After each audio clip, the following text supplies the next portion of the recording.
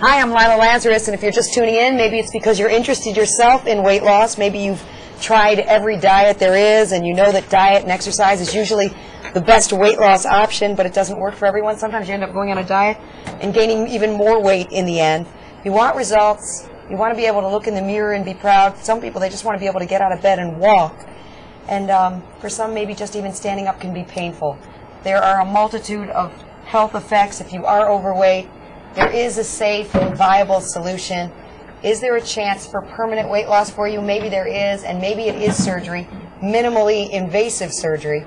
We're talking for a full hour with part of the team at the Michigan Bariatric Institute, a team really devoted to changing lives. We have Dr. Jake Roberts, a board-certified general surgeon with a fellowship training in laparoscopic and bariatric surgery, and Paula Magid, who is not only the program director at the Michigan Bariatric Institute, but also a patient. That's correct. And we also want to hear from you. We have some phone technical difficulties, but we'll be giving out a phone number soon, and hopefully we can hear your comments and concerns about having bariatric surgery for weight loss. I want to hear from the patient, though, first. Tell us a little bit about your experience and why you decided to go for surgery. Okay. Well, I had suffered with morbid obesity all of my life, and had thought about all my options and had tried medical weight loss with diet and exercise many, many times. I had lost 100 pounds twice in my life through those conventional methods, only to regain that weight plus more. And so I finally decided that surgery was a good option for me when I found out I was going to become a grandmother, and I wanted to be around for my grandkids and hopefully their kids. So I opted for gastric bypass. My choices weren't as many then as they are now for our patients, but I chose a Roux-en-Y gastric bypass, and I had that done 9 years ago. I lost 162 pounds. Wow. I lost diabetes. I lost sleep apnea. Lost everything bad and gained everything good. Tell me the timeline. First of all, take me back to the decision, because it isn't a decision that's an easy one to make. And most people say, come on, just go with the diet and exercise. Right. So how did you make the decision? I had a few friends who had gone through the procedure, and I watched them kind of melt away and get smaller, and I thought it was a good option for me to look into. I'm kind of a big baby, so I'm really afraid of surgery and things like that, or at least I was. And so it was just kind of back and forth, pros and cons, discussing it with my family, and I had a lot of support. I had a lot of support to go through with it. And the timeline from the surgery to this tremendous weight loss? It took me about 1.5 years to lose the 160 pounds. And the biggest adjustment in your life after surgery? A lot of clothes shopping had to be done. It's okay. So many adjustments. I mean, I just had never been at a normal weight for any length of time longer than 6 months before weight regain started. So to be 9 years now at a normal body weight is just tremendous. It's just amazing. And Paula, when you look in the mirror now, do you still see the fat, Paula? No. That is common for patients in the first couple of years, but it's long gone. I'm really happy with the way I look. Yeah, what's it like for you when you look in the mirror now? Well, I'm getting older, but besides that, I'm just happy. I'm just happy with the weight loss. I'm very happy with the consistency. For me, a really hard part, as I explained earlier, was losing weight. I'm pretty good at following rules, so I could lose weight and then I would lose and regain. So to stay at a constant weight for the past 9 years or 7.5 since the weight loss ended has just been tremendous for me. So Dr. Roberts, sure. For years, especially as a health reporter, you tell people proper nutrition and exercise, it's the way to go. Sure. What do you tell patients now, especially those who are morbidly obese, 100 pounds or more overweight? Do you still recommend, hey, let's try the diet and exercise part first? Well, unfortunately, by the time they come to see me, they have tried diet and exercise for years and years, and they've, like Paula said, have had success, but then the weight always comes back and usually more, and by the time they come to me, they're frustrated, and they've reached a point where diet and exercise isn't enough. They need another tool that'll help them lose the weight and, more importantly, maintain the weight loss, and that's where I come in. As you're at that point, we have an email now from Jennifer who's saying, how much do you have to be overweight to be considered bariatric surgery patient? Is it the 100 pounds? It is roughly 100 pounds overweight, but we, go by the body mass index, or what you call the BMI, which is a formula that calculates your BMI based on your height and weight. And you have to have a BMI of 40. or a BMI of 35 with multiple medical issues such as high blood pressure, diabetes, high cholesterol, arthritis. Now, another question right there, Sure. as long as you're mentioning that, this one comes from Belleville, especially for, let's say, the person who's on dialysis. Yes. That the kidney failure has gotten to the point where they're on dialysis. Can they still be a patient for bariatric surgery? Absolutely. There's probably some more testing we'd have to do before surgery to make sure that they could handle the operation. But we do have patients that are dialysis patients. We also have patients that are renal transplant patients, kidney transplant patients that we've done. And a lot of times we have patients that come in that are on dialysis and they want to get a transplant, but their obesity is limiting them from having the surgery, and it's a great tool to allow them to have the kidney transplant. So as I read about the Michigan Bariatric Institute, I read a lot of the testimonials. And one of the things that people seem to say about you guys over and over again is that they love your team approach and they feel like they're with family. Oh, that's great. So tell me a little bit about the team. We only have two of you here, but tell me a little bit about this team approach, because it's not just about connecting to your surgeon. It's a big part of connecting to your surgeon, but we have two wonderful surgeons, Dr. Zenny, who's not with us today, and Dr. Roberts, who is. We have a large bariatric team to coordinate all the care for the patient. There's myself, the program director. We have a bariatric nurse. We have two registered dietitians who specialize in bariatric surgery and post-operative nutrition care. We have a psychologist who is has a specialty in bariatric surgery. Both our nurse and our psychologist are also post-operative patients, so that kind of They've been there, they know. Right, but I don't want to take anything away from our wonderful RDs and our other support staff, Angie, our patient coordinator, and Shelley, our MA, because even though those four ladies have not had bariatric surgery, they have a complete understanding of the nature of obesity and what our patients have to go through. They're very empathetic. So Paul, let me be frank with you. If you were that much overweight, chances are you were a bad eater. Oh, extremely bad eater, bad overeater. Yes. So how were you able to transform yourself after surgery? That's funny you asked that, because that's the exact question the lady in the restroom just asked me.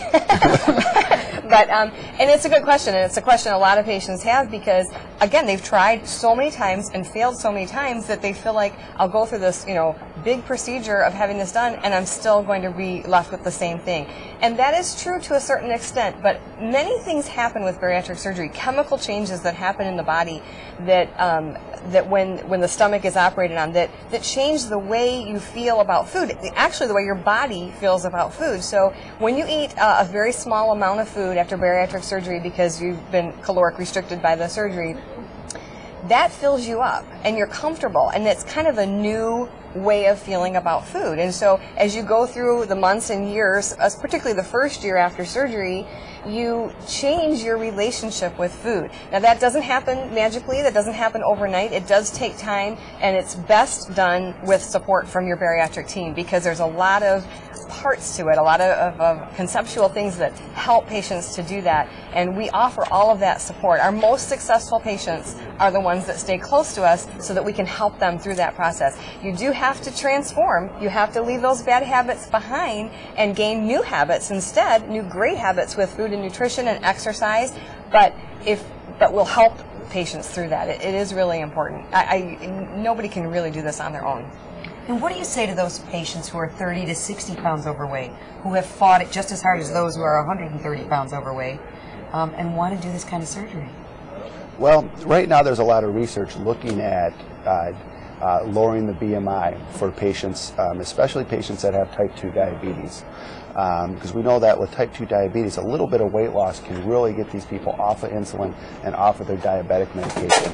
And so, there's a lot of studies out there that are looking at lowering the BMI to 30, and what's the correct procedure for them, what's going to give them, the best results as far as their diabetes. But as far as patients that don't have diabetes right now, there's really it's not bad. You're still encouraging them to do the diet and exercise. Absolutely. And this isn't about vanity. This is really about protecting your health. And when we talk about sleep apnea, when we talk about high blood pressure, diabetes, high cholesterol, joint disease, reflux, asthma, what have you seen in terms of your patients, in terms of the miraculous results of what happens to the rest of the body after you do this bariatric procedure? Yeah, especially with diabetes, I think that's the one that we really impact on the most. We have patients that come in before surgery that are taking hundreds of units of insulin, and they leave the hospital taking sometimes none.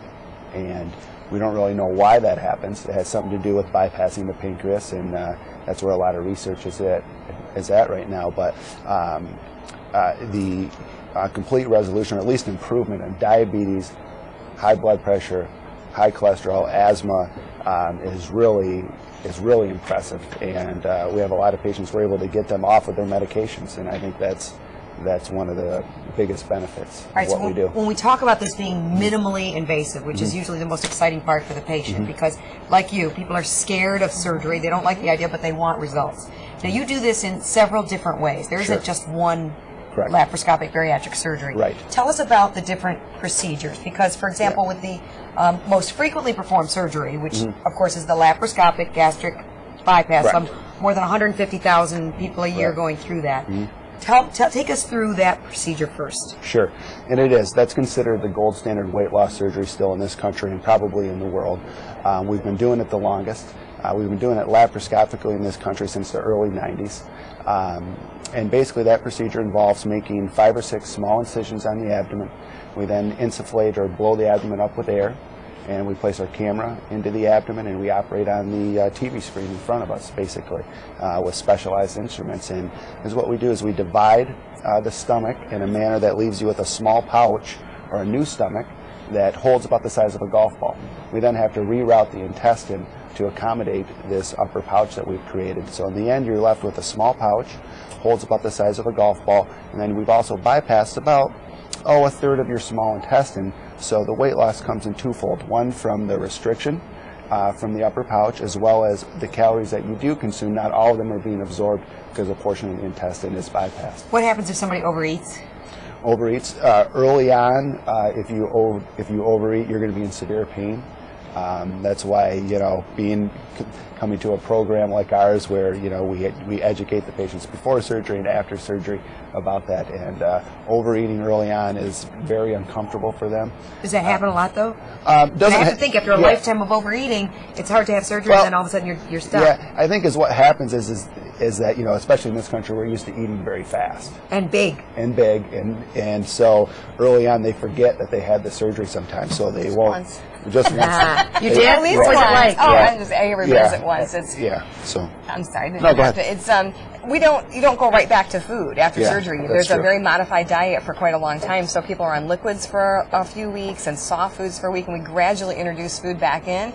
So they're a little rehearsed in that smaller amount of food before they start entering it. But most patients are very nervous about that first eating because they don't know how it's going to feel in their new stomach, so they're cautious. But as I said once, generally somewhere a few months after surgery, that you relax a little bit on your complete worry about what's going on with your food, and you'll just take too big of a bite or eat too fast, and it's very uncomfortable, and then you go, oh, that's what they were talking about, and then you hopefully don't do it again. So. Jeannie is asking, how long does the surgery take, and how long is the hospital stay? Sure. Typical, talking about gastric bypass, takes about 2 hours to perform, as long as there's no other procedures that we have to do at the time, such as hernia repairs or gallbladder surgery. And the hospital stay is usually 2 nights in the hospital. You go home on the 3rd day. Got it. All right, so what we interrupted you, so you're taking us through the process of this. Yeah, so like I said, with the gastric bypass, you create a small pouch, the upper stomach. You then divide and reroute the lower intestine in a manner that bypasses about a third of the small bowel, so the weight loss is restrictive from the small gastric pouch as well as malabsorptive. And the combination of the two is what creates the excellent weight loss with gastric bypass. Who is the optimum patient for that type of surgery, and who isn't? I think that surgery is great for anyone that has a BMI of greater than 35 or at least greater than 40, as well as what we call the super obese patients with the BMIs in the 60s and 70s. I think that because, number one, the great thing about gastric bypass is that the weight loss is rapid. So we can get weight off of people quickly in 6 months, and I think that's. You guys see the people the rest of us don't see. The people who don't want to be seen because they're so embarrassed about being overweight. Sure. Can you tell us how bad the problem is? The problem of obesity? Yeah. It's an epidemic in this country, and there's a lot of talk right now about childhood obesity because Michelle Obama is interested in that. But it's definitely epidemic in this country, and it's not seeming to improve at any point here because portions of food are so much bigger than they need to be. Fast food usage is still being increased and instead of decreased as it should be. So there's a lot of things going on with that, and it's really genetic and it's really in families. So parents teach their children the eating habits, and it just keeps continuing from there. It's natured and nurtured. It is both, exactly right. Will you do this surgery on a teenager? Is there a minimum age? Well, right now, most of the bariatric surgery that's being done on the teenage population is really being done in the university setting, not really in the community hospital as much, because there's not really any research to say, what procedure is optimum for these patients. Right now, for teenagers, really, it's probably the lap band because of its reversibility, or the sleeve gastrectomy as opposed to the gastric bypass. All right, talk about the sleeve. Sure. The laparoscopic sleeve gastrectomy is kind of the new kid on the block as far as weight loss surgery, and it's done similar to the gastric bypass in that it's laparoscopic, 5 small incisions on the abdomen, and you go in and you basically remove about 80% of the stomach. And when you say the abdomen, are like the stomach, like just above the belly button? Are you doing, or are you where are those 5? Yeah, so there's one place just below the belly button, and the other 4 are spread out on the abdomen above the belly button. Okay. Yeah. And then with the sleeve, you go in the same way, but you remove about 80% of the stomach. So you're left with a long, narrow tube that looks like a banana, basically. And so the weight loss happens because we drastically decrease the volume of your stomach. It cannot hold as much food as before, so you have early satiety or early feeling of fullness with food.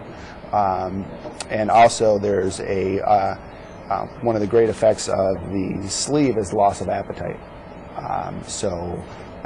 Especially in the early phase, something about removing that portion of the stomach and the hormonal changes that go on, you really see a decrease in the appetite, and that really helps with the weight loss early on.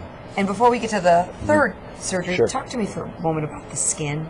Paula, if you don't mind me asking. No, I don't mind at all. What'd you do with all that extra skin? That's a good question. I had a tummy tuck done, or an abdominoplasty, whatever you want to call it, where all the excess skin that had gathered, in my stomach. How long did you wait after surgery? About 2 years afterwards. You want to make sure that all of, if not the very, very majority of your weight loss is complete before you do that. Otherwise, if you have that all done and it's all tight, and then you lose another 10 pounds, it's going to be loose again. So we really encourage our patients to wait until the weight is really, really, truly off. What people don't know is that most insurances will pay for the skin removal from the stomach after massive weight loss. So that is almost always covered by insurance. Other areas of the body that have extra skin, like arms and lower body areas, those are considered cosmetic by most insurances, so patients would have to, self-pay for those. But it is something that's part of the journey. About half of the patients want to have something done, and about half of those patients actually have something done. So it's I think about 25% of people come back for something else. And what about the surgery itself and insurance?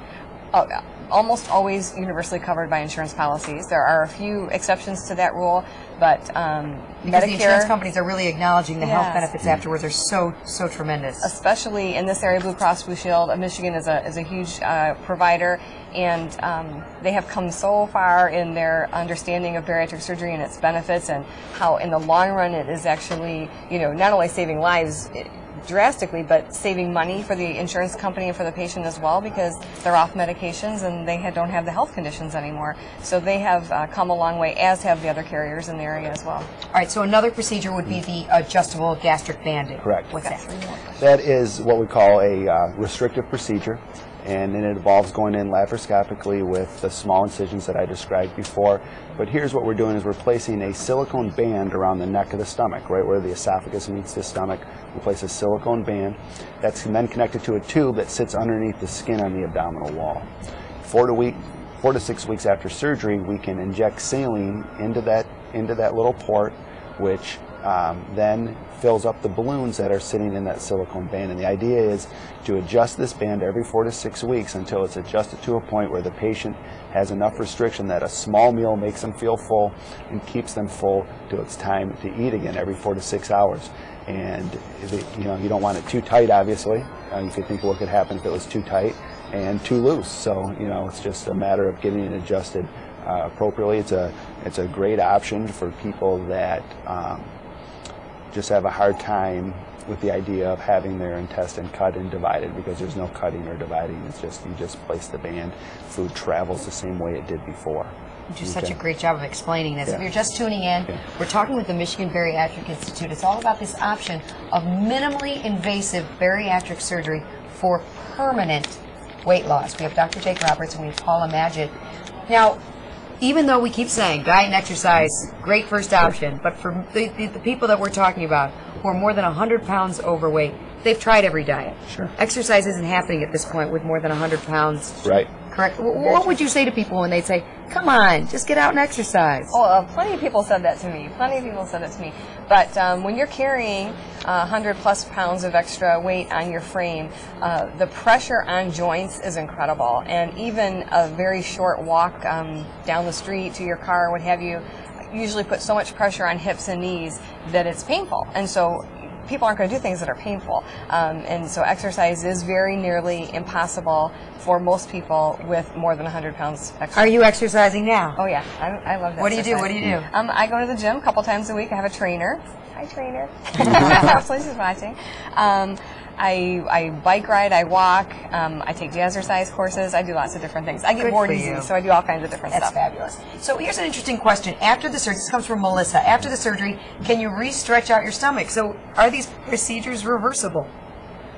There probably is some amount of the pouch or the sleeve or the stomach above the band that stretches out over time. It just makes sense that would happen, but it's never going to return to anywhere near what it was before. And I don't know how much it stretches out or it just becomes more accommodating to what you eat.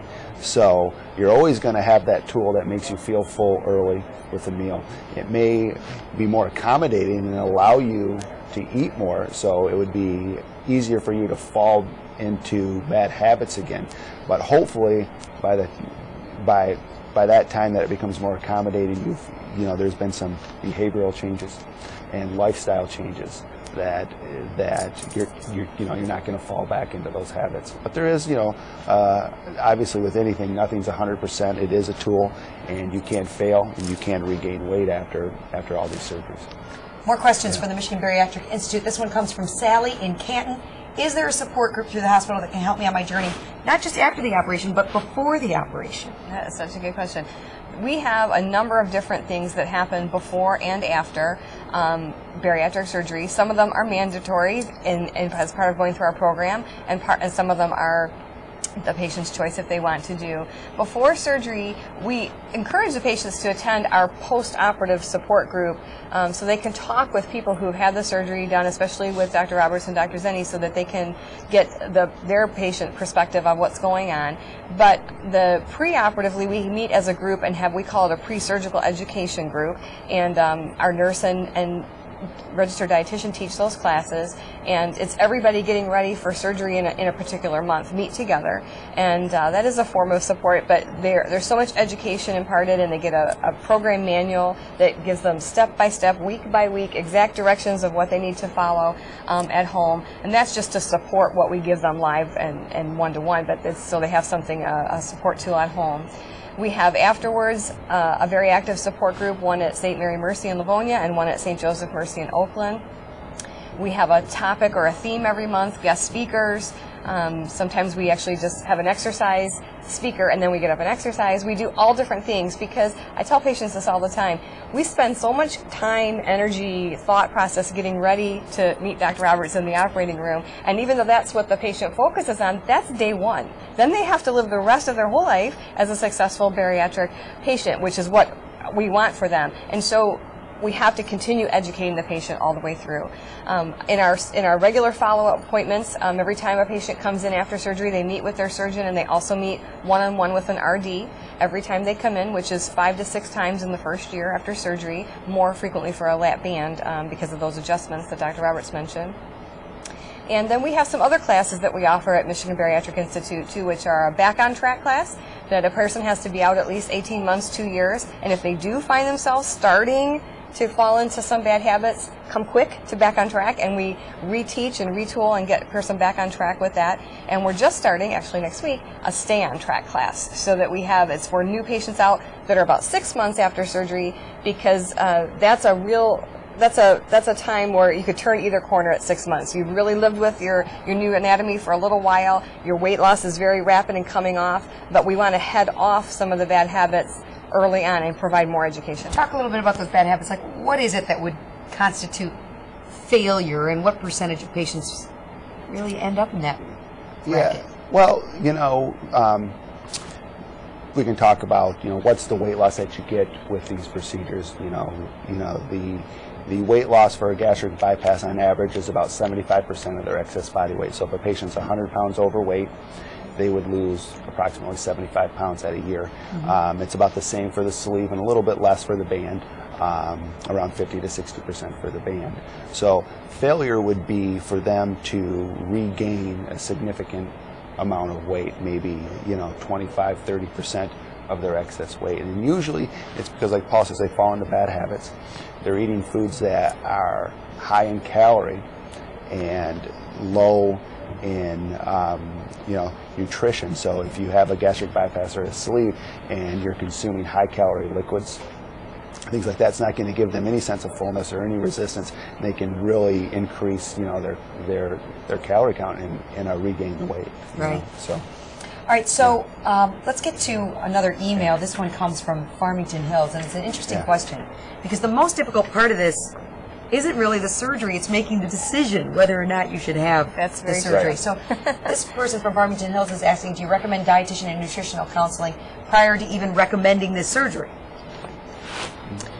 Well, if they have already come to see us and they're in the path and the journey towards surgery, they are going to have a certain amount of that counseling with the dietitian. But if they come to see Dr. Roberts, and between the dialogue between the patient and Dr. Roberts, they feel like maybe bariatric surgery, they're not ready, or they're not a good candidate for any number of reasons, then certainly he's going to suggest nutritional counseling, return to their primary care doctor for more medical help in that area. So it's very individual what each person needs. Let's get back to Steve now. He sends an email. When can I get back to work after surgery? Good question. Well, back to work is a interesting question, because it's different for depends what you do. Exactly. If you're a lawyer, they're back to work the next day because they only make money if they're billing. No, I'm joking, but a little lawyer and doctor anger there. But for gastric bypass, most of our patients take 2 weeks off. Same for the sleeve, and it's usually a week off for the band. It's about 4 weeks before they're back to full activity as far as exercise and lifting. And here's Donna in Clinton Township. I want to know if a person with diabetic gastroparesis can have bariatric surgery. Gastroparesis is when your gastro meaning stomach and paresis meaning like paralysis doesn't move. So with diabetes, it affects it can affect the nerves, what we call neuropathy, so you can get slowed emptying of stuff through the stomach. And fortunately, the gastric bypass would be an excellent procedure for somebody with gastroparesis, because we're removing the majority of the stomach. You're only left with a small pouch, so things should pass through that small area a lot easier than the big stomach. So it would, there's procedures definitely for gastroparesis. A band would be a terrible choice for somebody with gastroparesis, because you'd have a restriction above the stomach and then a stomach that doesn't empty well. So. And again, the question, because so many people who aren't 100 pounds overweight also want to be included in this type of surgery. Somebody asking, what's the minimum BMI a patient can have to undergo bariatric surgery, and how invasive is it? Right now, the minimum BMI is 35, but you also have to have at least one documented what we call comorbidity, or a medical problem, high blood pressure, diabetes. Exactly. And I mean, it's surgery, so it's just done in a minimally invasive way, meaning we make small incisions. So I mean, it is a invasive procedure, but it's just done in a manner that decreases pain decreases wound complications, increases return to work and full activity, I think is the benefit. Okay, I mentioned about the BMI, Lila, is that if a person doesn't know what their BMI is, they can Google BMI calculator, and a number of them will come up, and they can put in their height and their weight, and it will... But don't fib.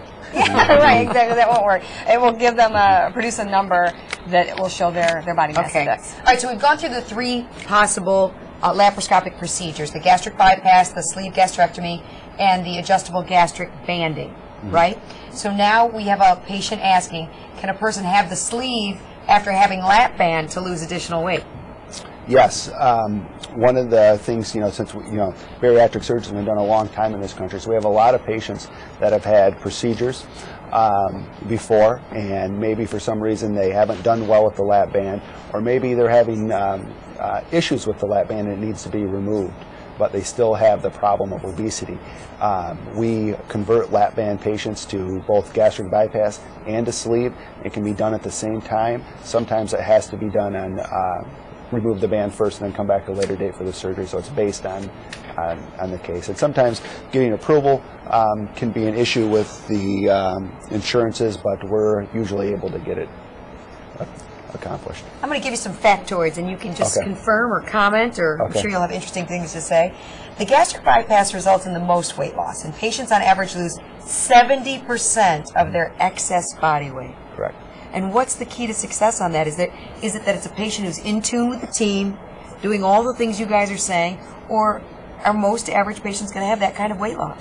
Well, I think that if you undergo gastric bypass, likely you're going to lose that 70 to 75% that the surgery gives you. But you want to do it in the right way. And you want to make sure that, what you are putting in your body is what you need to be healthy. So I think that's where we come in, is that we help optimize not only their weight loss but their overall health. What vitamins are good, how much protein should they consume, these sort of things. I think is where we come in, that really optimize their weight loss, optimize their health, and keep them on track long term. So this next part is the part that's so amazing to me as somebody who has diabetes rampant in the family. It cures diabetes in 84% of patients, even those that are on insulin.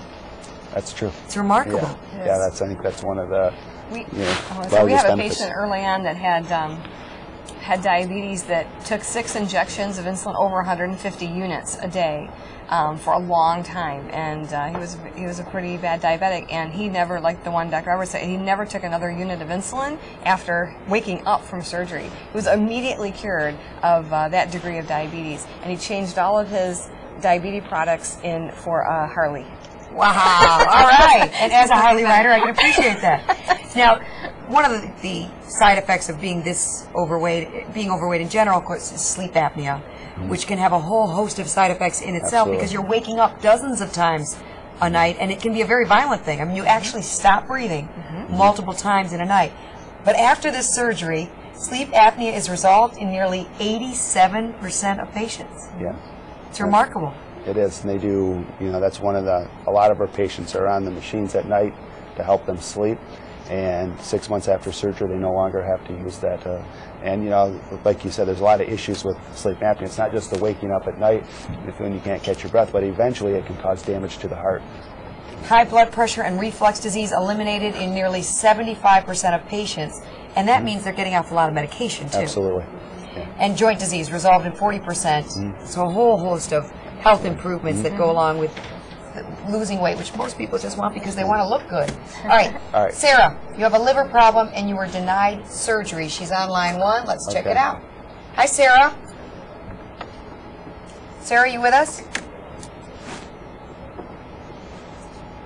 We'll talk a little bit about when somebody is denied surgery.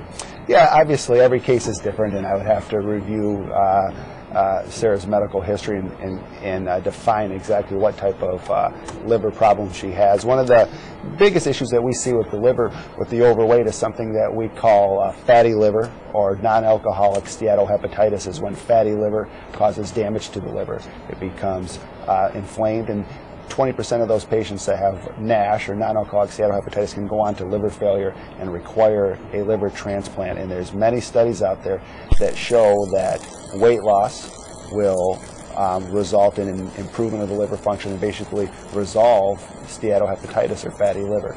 So if weight loss will do it, obviously weight loss surgery will also result in this, and it's a huge problem. Fatty liver causing liver failure is one of the rising causes of needs for liver transplant in this country. Tammy asks a very practical question. Thank you, Tammy from Novi. I feel like I may be a candidate for surgery. What should my next step be? Do you have seminars, or should I just set up a consultation with a surgeon? Sure. There's lots of different options at Michigan Bariatric for patients. We don't cookie cutter anybody, so there's lots of options. They can call on the phone and speak with myself or anybody on our team and get all of their questions answered right off the bat without having to do anything further. Find out if they are a good candidate from that perspective. We also do have seminars every month. This month we happen to have 4, and we do them in different areas. We have one Thursday evening at St. Mary Mercy Hospital at 6 o'clock in the evening. We have one next week at St. Joseph Mercy Hospital in Ann Arbor on the 8th. We have one the following week at St. Joseph Mercy Oakland, and we have one on the 31st of this month in Monroe. So basically, no matter how busy your calendar is, there's a time that you can get in for a seminar. Exactly. Which is great. I think our phones have now had surgery. Oh, let's see. Line 1, is this Sarah? Can you hear me? Is anybody on the line? Hello? Hi, Cheryl, can you hear me? Yes, I can hardly hear you. Okay, Cheryl, what's your question? Well, I have a lot of health issues, and I tried to have bariatric surgery before, but they wouldn't even touch me. They said absolutely not. Could you understand? Okay. I did. What kind of health issues do you have, Cheryl? I have liver, I have COPD, I have acid reflux, I've had pancreatitis, I got primary biliary cirrhosis. What was the last one, Cheryl? Huh? What was the last problem? Primary biliary cirrhosis. Okay. Biliary cirrhosis. Staticky, I can't hear, so tell us what she said. Okay. I know. Cheryl is saying she has a lot of health problems, and she listed them for me, so she does. And she went to another bariatric surgeon who told her that she was too medically involved to have surgery, and she's wondering from Dr. Roberts if she would be a candidate. I'm really having a hard time hearing you. Oh, I'm sorry, she can't hear me. Oh, she can't Okay. hear me. Okay. Well, At least we're all on the same phone, okay. Can you hear me, Cheryl? Really? Okay. Well, hang in there. We're going to get an answer to your question. Okay. So the bottom line with this type of... Sure. Basically, anyone that has a history like this, even if they've seen another surgeon and been denied, I would still see them on consultation and review their history and see if I think that they have, if they would be a candidate for surgery. And there's obviously, unfortunately, going to be patients out there that are too high risk, and the benefits of the surgery do not outweigh the risks that will be involved with going under a general anesthetic and having surgery. So not knowing Cheryl, not seeing her before, it's hard to make a judgment, but we'd be more than willing to see her and talk to her. Could you hear Dr. Roberts, Cheryl? Just barely something about not knowing me. Right, because he obviously, just from what you've told us, he's saying that he would be very willing to have you come in and meet with him in clinic, and he would review your medical records and see if he feels that you would be a good candidate. There's nothing you mentioned in the list that would be a definite no without him being able to look at your records. Uh-huh. All right, Cheryl, good luck to you. I wish we could hear each other better. I'm going to call you, Cheryl. I'll call you back, okay? All right. All right, bye-bye. Thanks, Cheryl. Bye-bye. All right, so, and you have her number, so it's all it's all good. All right, great. When a patient comes in and they seem extremely emotional, Sure. they've been through a lot. Do you at that point feel like you're almost a psychiatrist and not just the general surgeon here? Yeah, and I think that's where, having a big team helps, because usually by the time they see me, they've done the crying, they've already talked to Paula, so when they come into me, they're ready to talk about the surgery. But yeah, absolutely, it's very emotional. And it's a huge decision to make, and I think that when they come to see us and they've decided to make that, all those emotions seem to come back. So people have to know our doctors are extremely compassionate and understanding people. We are very, very non-judgmental. We understand that this weight is hard to talk about. Some people feel like a failure. You mentioned that. I don't agree that they should feel like a failure because I know all the reasons that the causes of obesity. But our doctors are extremely understanding and compassionate and will help them through that process. That's so great. I want to read one of the testimonials because I think they're just so incredible. I was at least 150 pounds overweight and having a lot of pain in my knees and feet. I was hesitant about weight loss surgery. I took the advice of my orthopedic doctor, went to the Michigan Bariatric Institute. After the first consult, I decided to have the surgery. I wish I had had the surgery 20 years ago. I feel like I have lost a lot of time. I never in my wildest dreams thought I would be this size and feel this good about myself. When your patients come in, first of all, I can't even imagine you recognize them. Usually not. A lot of times when they come in, especially for that year appointment, because that's the longest time frame where I see them, because I see them at 1 week after surgery. Not much difference. 1 month, 3 months, 6 months. In 6 months, they've lost a considerable amount of weight. Then I don't see them again for another 6 months. And when they come in at 12 months, a lot of times they have to tell me this is, so-and-so. I don't even. It's a big Aren't they looking at you like that? Yeah. You don't recognize me? Yeah, You changed exactly. my life. They dress up. We've had prom gowns. We take their picture. It's a really big deal. We celebrate every success with them. Wow. Wow, wow, wow. All right, I want to read one more. First of all, we got an email, though, from Mike. What are the locations of where I can get this done? How do I get an appointment? Okay.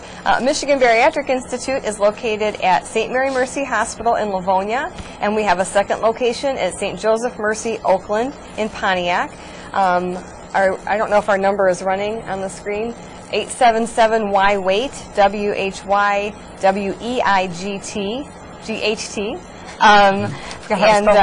Or 734-655-2692. When you call, you'll get somebody from our Michigan Bariatric Institute staff. Just tell them that you listened to the web chat and you'd like more information. All of our staff are very, very helpful and will answer your questions and help you make an appointment right away. Here's a good question, and I want the stance of the Michigan Bariatric Institute on this, and it's a question that comes from Jared. Why is it that some hospitals require strict diets weeks before surgery, and other hospitals only require that 24-hour liquid diet before surgery, and what do you guys do? Yeah, there's a lot of programs out there, and everybody does it a little bit differently, but there's really been no studies to show that weight loss before surgery has any effect on weight loss after. So in our program is what we do is we put them on a calorie-restricted diet. What is it, 10 days? 8 days. 8 days before. And what if they fail? I mean, come on, these are people. Well, we're trying to. Oh, you're going to go ahead with that. So, I mean, when they see me in the office, I try to explain to them the reason we put them on this diet is for one reason only, and that's to shrink the size of the liver before surgery, which makes the surgery easier. So for 8 days, we put them on a high-protein, low-calorie diet to shrink the liver so we can do the operation easier. Because sometimes some of these patients have very large livers, and that can be one of the inhibiting factors of being able to do the surgery laparoscopic. Obviously, there's going to be patients that fail, and we've never canceled a surgery because somebody didn't do the diet, but it definitely makes it easier. All right, let's get to one more testimony that I like. Before the surgery, I was 320 pounds, and in 6 months, I've lost 131 pounds. Is that normal? That's pretty good, I would say, yeah. Now that I've had the treatment, I feel fantastic. I feel like another person. There's so much more I can do now. Now when I look in a mirror, I see a whole new person. I see a happy person. It's true. You have a rewarding job. Very rewarding job. Very rewarding job. Mike has a good question there. Yeah. What are the locations of where we can get this done, and how do I get an appointment? I'm sorry, you already said that one. We already answered that. It was a different one. Okay. Can you talk? But thanks anyway. Okay, I'm sorry. Can you talk about post-op vitamins and supplements? Again, we have a very outlined program for vitamins and supplements that patients take after surgery. Some of it is decided upon by which procedure they're having. It's all outlined in their program manual and taught in their preoperative class. Essentially, it is a multivitamin every day. It's a certain milligram of calcium every day, depending on the type of surgery that they have. And it's B12 once a week, and we do that with a sublingual under-the-tongue pill. Those are the main vitamins and minerals that we supplement with. If the person's talking about protein supplements, patients after surgery have to have a high-protein drink because in the early weeks after surgery, when they're only getting liquids in, there isn't anything else except a protein drink that has enough nutrition to keep them healthy. So we don't sell any products at our program, but we give the patient a list of the criteria that that they need to find the drink, and then they go out and shop for themselves. All right, let's get to Lisa's question, because she's scheduled to have surgery at the end of the month, and she has a lot of fear of the surgical complications, and basically she's afraid of dying on the table. Doc, what can you tell her that will calm her fears? Well, it's a very common fear. Anyone who's undergoing surgery is going to have the same fears, and especially for bariatric surgery, because it's something she's deciding to do. It's not something that she has to have done. Right. But the risks of dying on the table are really minuscule. The risks of dying after the surgery are almost none. If you look at a study that came out of Quebec where they followed bariatric patients and a group of non-bariatric patients that were overweight for 5 years, the death rate in the non-operated group was much higher than in the group that had the surgery. So the benefits far outweigh the risks of the surgery. Right. I mean, the real risk is staying in that kind of Absolutely. weight and even dreaming of growing old.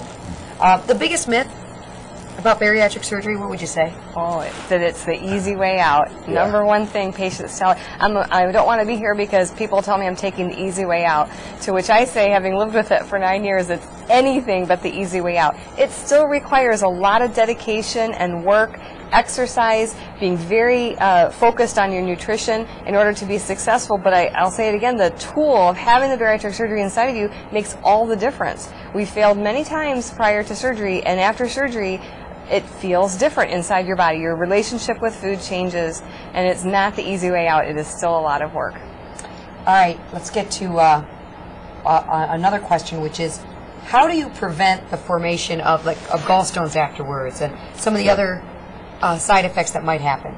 Yeah, you know, we screen all of our patients for gallstones before surgery with a simple ultrasound. Any patient that has gallstones on ultrasound, we do recommend that they have their gallbladder removed at the time of surgery to prevent future complications. Those that do not have gallstones, there is a risk of forming them in the early phase of the weight loss. With rapid weight loss, you can form gallstones. It's one of the side effects of weight loss. So what we do is we put these patients on a medication that helps prevent that and binds the bile and prevents stones. And they take that starting post-operative day 10 for the first 3 months, twice a day. One of the things that's so exciting about the Michigan Bariatric Institute is that you are a center of excellence, and that's very calming for patients. Tell us exactly what that means.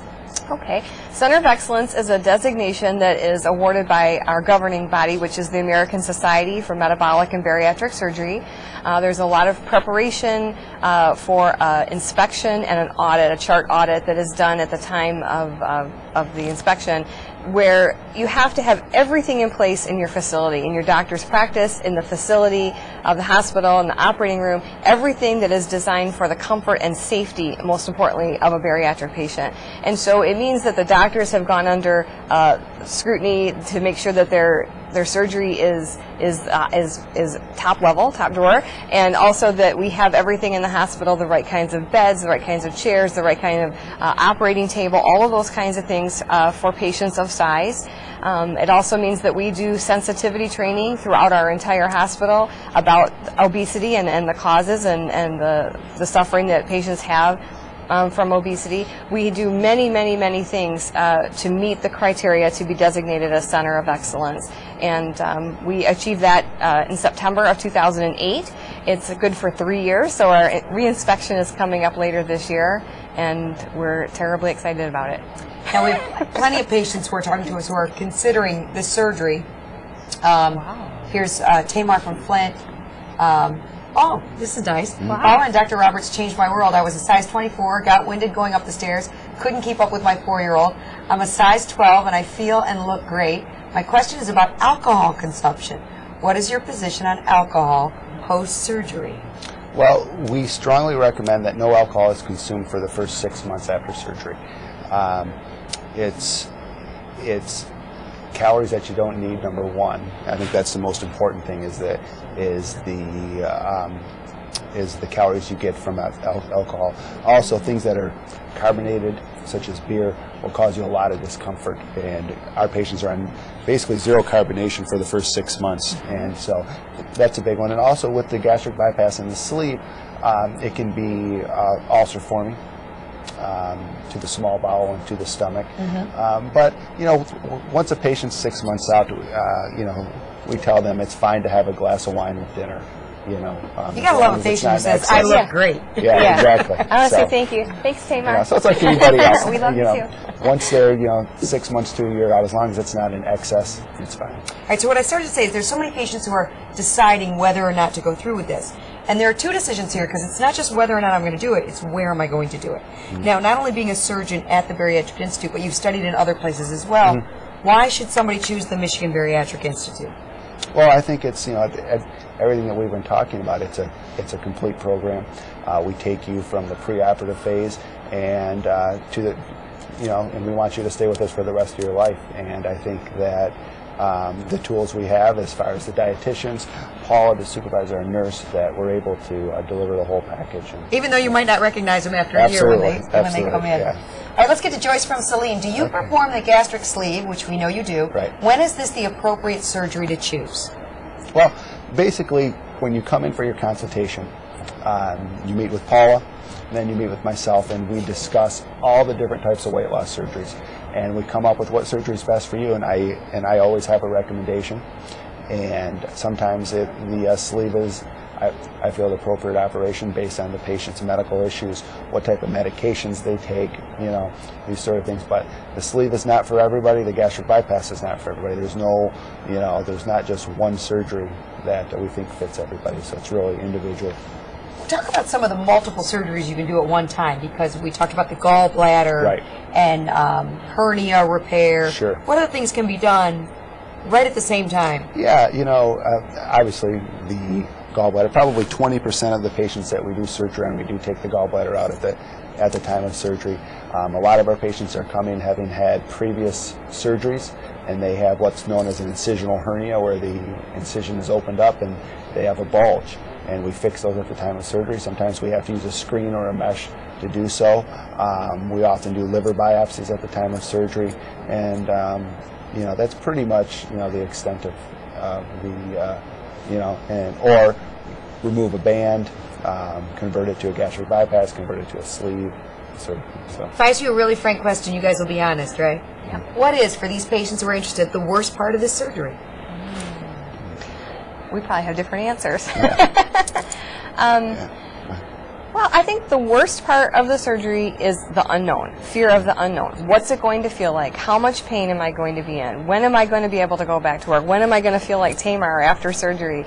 And so we do our very best to educate the patient with the range of what those options will be. I'm just a really big fan of teaching the patient as much as they can learn before surgery so that that fear is eliminated.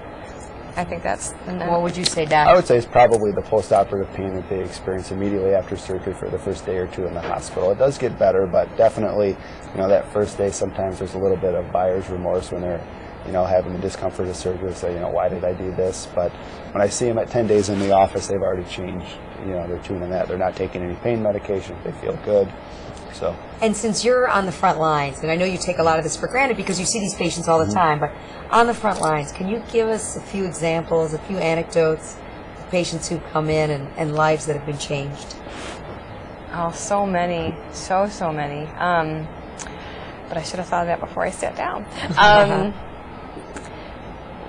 think of the diabetic patients that I already mentioned. I think about, we have a patient named Cheryl who came to see us in a wheelchair. She could only take a few steps, and a year later she had lost 200 pounds, and she came in walking and rides a three-wheel bike as her exercise all over the east side, and it just totally changed her life. We have a mother of 8 who came in to have surgery who had almost no energy. 8 children would do that without any weight. But if you're carrying 150 extra pounds and you have 8 children, I mean, that's dramatic. and just changed her whole relationship with her family and her ability. We have a number of police officers that come to see us. I know their lives are different and their ability to perform their occupation is much better without the weight. Yeah, I mean, I think it's a lot of the things that Paula talks about. One of the recurring themes I see is that, you know, when women come in, they say, you know, I want to have the surgery because I want to be able to get on the floor with my, you know, grandchildren or my children. I want to be able to go to their baseball games and their school functions and have them not be embarrassed. And I think that's probably, you know, the biggest, you know, benefit they have, that they're you know, the fear of embarrassing their child at school, and, you know, and they really feel good about themselves. That's so huge. Yeah. That's so huge. I've learned so much in this hour, but I think the thing that I'll really take with me is, I think I was one of those people who thought this is the easy way out. Myth. And it's a real myth. Yeah, it is. It's a lot of work, and you need support and help to do it. But every patient can be successful. Every patient can get the majority of their weight off and live every day of the rest of their life at a normal weight and good health. Everyone. And if diet and exercise aren't working, your body is too precious not to take care of it, even if it involves a minimally invasive bariatric surgery. Any other things that you would want to point out to people who are still on the fence, still considering it, need to do something, and are considering surgery? Well, I just would say that get as much information as you can. Do your research. Yesterday, I had a patient come in that had 10 typed pages of questions. I don't recommend that. That took a while. But they won't answer them. But I answered every last one of them. Do your research. Understand the difference of the surgeons that are out there, surgeons who are fellowship-trained laparoscopic experts versus surgeons who aren't. Do your research on that. And just come and know that if you come to an appointment or a seminar, we're going to talk with you as an individual. Your situation is not like anybody else's situation, and we'll help you find the right solution, or we'll tell you that surgery is not the right solution for you, because we're mostly interested in the success for our patients. Any last comments, Dr. Roberts? Yeah, I agree. If you're considering the surgery, or you just want more information, come to a free seminar and sit for an hour and learn. I think that, you know, you'll at least leave with an understanding of what the surgery is about and whether or not it's right for you.